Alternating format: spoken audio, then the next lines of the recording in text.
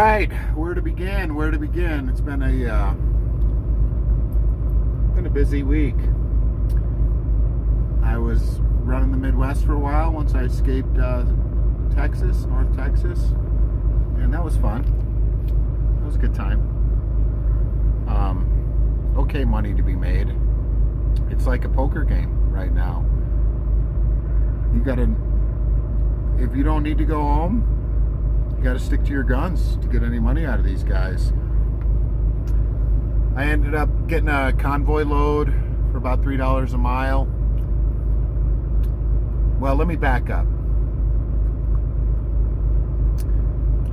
I absolutely need to be home this Monday. Tanya, my wife, is flying out on Monday to go to Texas for a business conference, and I need to be home to take care of the boys. Also, I got to get some stuff. It's time to go home. With that being said, I was in Illinois on Wednesday looking at loads to come into Denver, or preferably closer to my house, but normally the loads are coming into Denver.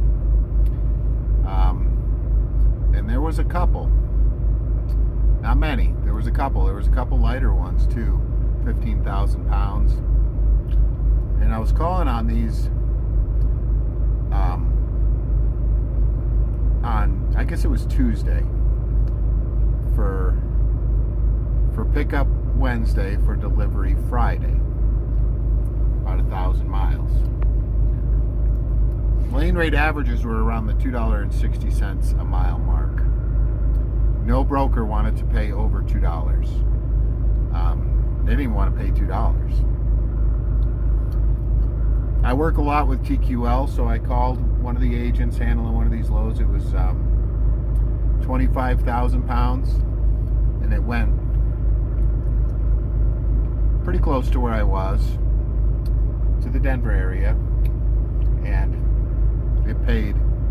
He was willing to go. It was like $1.81 a mile is what he was willing to go, and that was all he was willing to go. And he was my best friend. He wanted to put me on this load. He sees my record. I'm a really good carrier for them. And I said, okay, look, I'll haul it for that number, but I need industry standard lane accessorials. And he's like, so which accessorials are we talking about? And I said, look, $50 an hour detention, $250 layover, and God forbid, a tow new, $150. Oh, no problem, we'll get that done. I was like, look, I need it on the Raycon. And he's like, okay, yeah, no problem at all, I'll get that, Okay, great. And he's like, I should back up a little bit. Well, we never have any problem with detention. We all, this load's really quick to get loaded, really quick to get off the truck. And I was like, okay, so you shouldn't have any problem putting it on the Raycon then, because there's really no risk, right? And anyway, he's like, well, we pay, we always pay these things if they do come up. I'm like, okay, well, that's fine, but I need it on the Raycon. Man, the battle for accessorials anymore it's agony. So after 10 or 20 minutes, Raycon comes over, and I'm reviewing it, and $30 an hour detention after 3 hours, and $150 layover. No, it was $250 on the layover, but I mean, how many hours would you have to be there to make $250? And no mention of tow new. Okay. So I wrote him back and I said, I can't take this load, considering that it's so far below industry standards. And I think what I said was, this is actually below TQL's published accessorial rates, so I can't take the load, which sucked because it was the only way to go home. But I was looking at a convoy load. I had bidded on it to go to Ohio, so Illinois to Ohio, going the wrong direction for $3 a mile. Now, I also had been looking at the load boards to link together. Okay, so if I was to take this convoy load, can I get to Denver by Monday? And there were 2 loads, one from Ohio to Indiana, going west, and then one from Indiana going into Aurora. And I was just assuming that Indiana to Aurora would have been for a Monday drop. So I rolled the dice, and I booked that convoy load, and I started to work on the other 2 loads. I think I waited till the next day to start working on the next 2 loads. I was able to book those at okay rates, so I ended up getting some detention on the convoy load. No harm, no sweat with convoy. You know, they got you on GPS, put in there, I'm on detention accruing, bada bing, bada boom. That's the thing about those click and go apps, man, is, you know, you don't have to fight for it, which is great. I mean, in a lot of ways, it makes it worth it. And with Convoy, where you can bid on the loads as well as take the, you know, accept it now offer, I can get competitive rates from Convoy. So 900. So I was looking at $2,000 to go 1,100 miles. So it was working out to be, like I say, about $1.81 from that TQL load. It would have put me in Denver on Friday, which would have given me 2 more days at home. Well, I mean, I don't have a set amount of days at home, so it doesn't, you know, it doesn't matter. It's not like I could take 2 more on the backside too. But anyway, I would have been home 2 days earlier for $2,000 if I accepted that nonsense with the accessorials from TQL. And again, it's not like TQL. It's like this agent. I've dealt with plenty of shady brokers on TQL. I've dealt with some really honest ones too. So agents are agents. They're not, you know, they're not the company. So instead, I went from Illinois to Ohio for $900, roughly, a little more. And then from Ohio to Indiana for $600, it's $15. And then from Indiana to Aurora for $25. So, and I haven't made that Aurora drop yet. It's tomorrow at 6 p.m. Turned out to be a Sunday drop, which is a bonus too. It's not till 6 p.m. at a Kroger distribution center, but it's not like it's Monday and I'm pushing the envelope that much closer. So yeah, 900 plus 600 is 1,500 plus 2,500 is $3,100, right? Or I could have accepted that nonsense from TQL. Now, granted, it sucked because I was stressed out trying to make it all work. It did work so far. You know, I think the next thing that could get me would be a truck breakdown between now and then.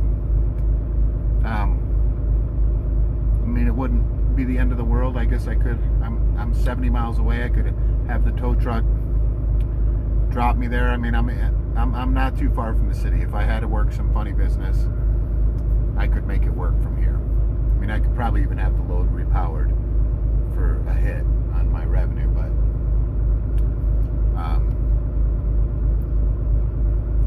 yeah, I'm glad it worked out. It's a lot more money, but the stress was there. It's getting home on a deadline stuff, man. It causes stress. And I love my wife. I really do. I mean, frankly, she puts up with me. That's a pretty big deal. But I'll tell you, if my plan was to be home every weekend, and it was when I started the business, but if it was now, we would have plans every weekend, and I would have a deadline every weekend, and I would be watching opportunities go by, money-making opportunities that I couldn't seize on. So the lesson for me here was I need to work on my poker skills, my negotiation skills a little bit, because that broker knew I needed to get back. He didn't know exactly when, but he thought he had me over the barrel. You know, and either he was lying to me about loading and unloading times, or he was just trying to see how far he could leverage it. But you know, and again, I don't know. Maybe he's an agent for an agent, and he's got strict accessorials that he can only put on. And he was staying within those guidelines. Maybe he was just going to see if it was going to fly. Whatever. I'm proud of myself for not taking that load. I'm glad it all worked out. That's my update. Yeah, so I should be home. I'm gonna try. We'll see how it goes. I mean, my drop's at 6 p.m. If I can make myself sleep in tonight, make that drop at 6 p.m. I could PC home. I mean, I'll have plenty of hours on my clock. I don't even need to PC. But go home that night. I got to go through some areas with a lot of wildlife. Although there is enough snow that they're probably below the elevations that I'm going to be going. My understanding is the storm's supposed to be setting in tomorrow. So it'd probably be better if I can get in front of that too. But I am on day 4 of idling the truck at night because my S-bar is broken. My S-bar bunk heater is broken. And that just causes a lot of stress, you know. I do not like idling the truck. Fuel pressure's running about 40 pounds, which is enough. You know, if I bumped up the idle to 1,000, runs at about 40 pounds, which is enough. If it runs for a few hours, though, fuel pressure will drop down to about 38, which is still probably enough. But you know what I mean, to get the pressure of the oil pump system, so that the upper parts of the motor are being lubricated, you want to have some oil pressure. Anyway, that's my story. I hope to do a video on rebuilding the S-bar, which we'll do either next weekend or sometime during the week. I'm going to try and do that. I'd really like to get some videos done with call-in brokers and going over the negotiation, you know, showing you kind of what my logic is with that. And that's that. Alright guys, well thanks for watching my channel. Hey, please like the video, subscribe. Anybody else you think might gain anything out of these, turn them on to it. Thanks a lot guys, we'll see you.